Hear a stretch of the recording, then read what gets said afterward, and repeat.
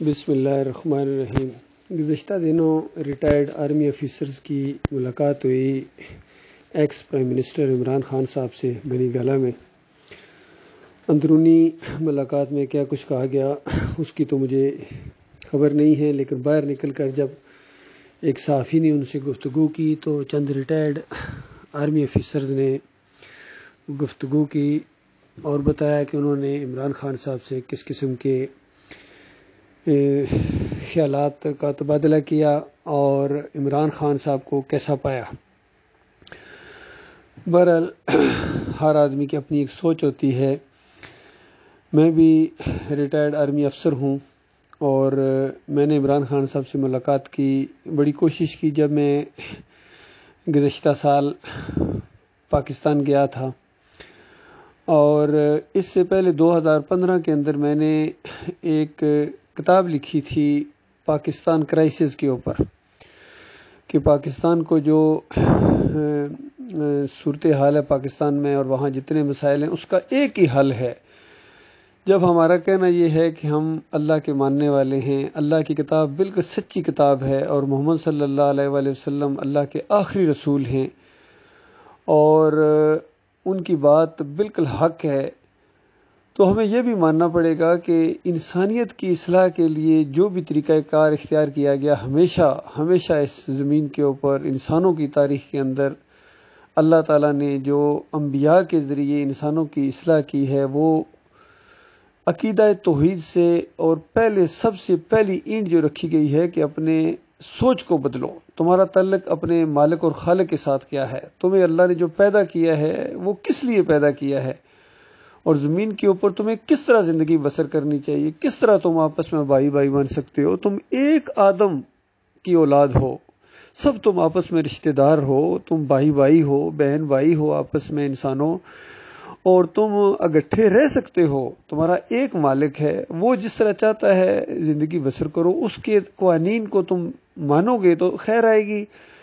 اور اگر قوانین نہیں مانو گے تو خود سو افراتفری تو پھر ہونی ہے۔ اس کی سادہ سی مثال دیکھیں، جس طرح ٹریفک سگنل کے اوپر ایک چھوٹا سا قانون ہوتا ہے کہ ریڈ لائٹ ہے تو رک جاؤ بس، اور جب گرین لائٹ ہے چل پڑو۔ تو اگر اس کو کوئی فالو نہیں کرے گا، اگر وہ یہ سمجھنا شروع ہو جائے کہ اب ریڈ لائٹ کا مطلب یہ ہے کہ اب کوئی خطرہ نہیں ہے، ذرا سپیڈ سے گاڑی کو ایکسیلیٹر دو، تو کیا ہوگا بتائیے؟ ایکسیڈنٹ تو ہوں گے۔ اسی طریقے سے جب اللہ کے قانون کو آپ نہیں مانیں گے،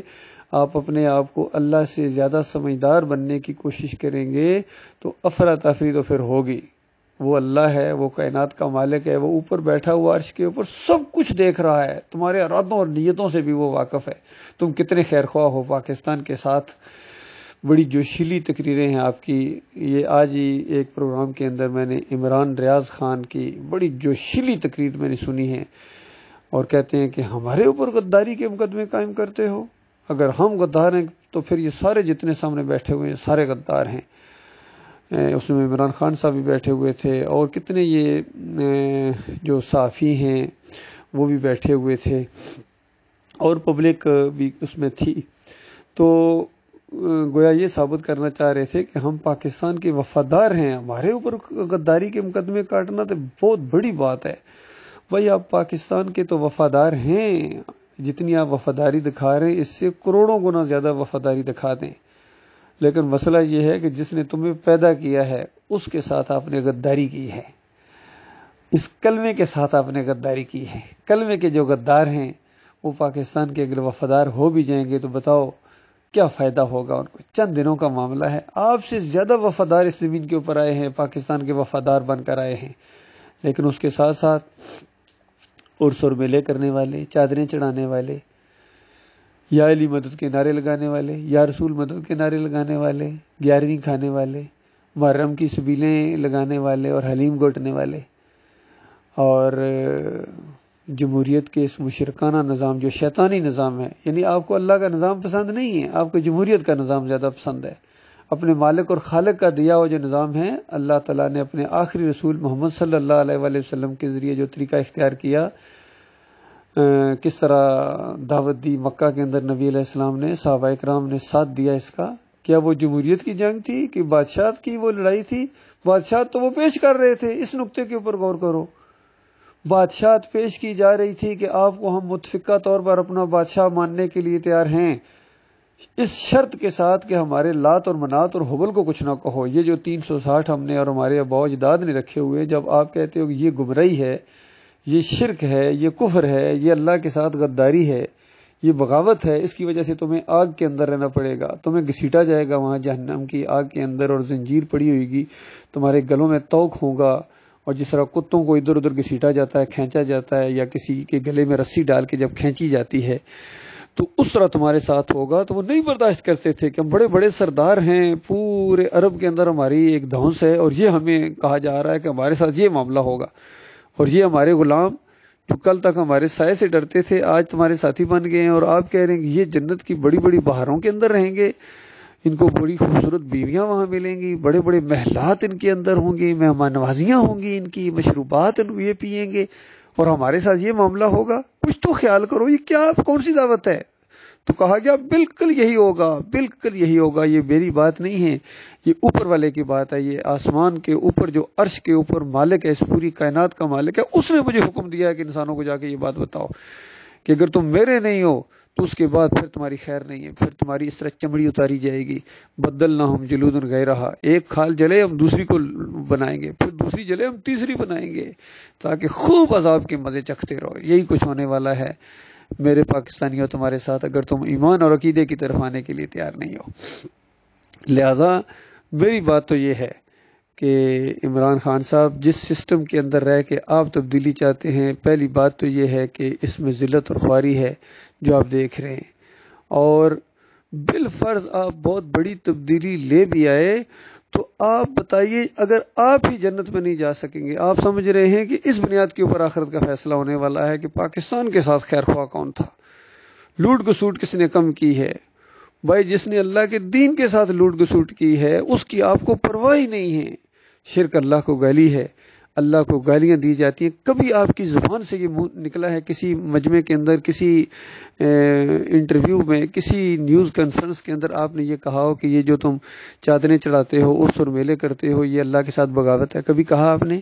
بلکہ آپ تو خود جا کے منہ بازار کے اوپر جا کے سجدہ ریز ہوتے ہیں اور بعد میں کہتے ہیں میں نے بوسہ دیا ہے۔ یہ بوسہ دینا کون سا دین ہے بتائیے؟ یہی تو شرک ہے، یہی شرک ہے، یہی کفر ہے، یہی اللہ کو گالی ہے۔ بوسہ دینے کی صرف ایک جگہ ہے، حجر اسود، بس اس کے علاوہ کسی اور چیز کو اگر آپ نے بوسہ دیا عقیدت کے ساتھ، محبت کے ساتھ، تو یہ اللہ کے ساتھ شرک ہے۔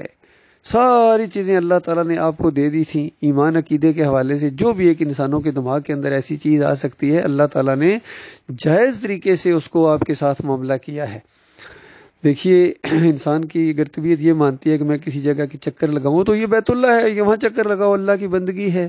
وہاں رو گڑگڑاؤ، وہاں جا کے ماتھے ٹیکو، رکوع کرو، سجدے کرو اللہ کو، اور وہاں جا کے بوسہ دو حجر اسود کو، یہ سب کچھ اللہ کی بندگی ہے۔ اب اگر وہ بھی جا کے آپ کرتے ہیں اور پھر آگے مزاروں کے اوپر بھی جا کے بندگی کرتے ہیں، یہ مسئلہ ہے کہ آپ اس کو بندگی نہیں کہتے ہیں۔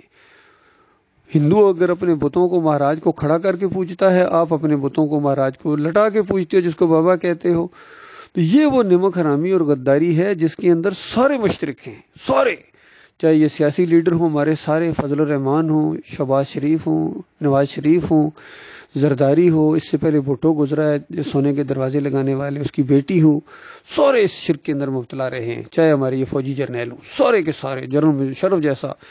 پتہ جنرل تو اللہ نے بنا دیا، آپ کو صدر پاکستان بنا دیا، آپ کو چیف مارشل لا بنا دیا، تو اس سے آگے کیا چاہتے ہو؟ اس کے بعد بھی آئے ہیں علی جویری کی قبر کے اوپر آ کے ماتھا ٹیکا ہے۔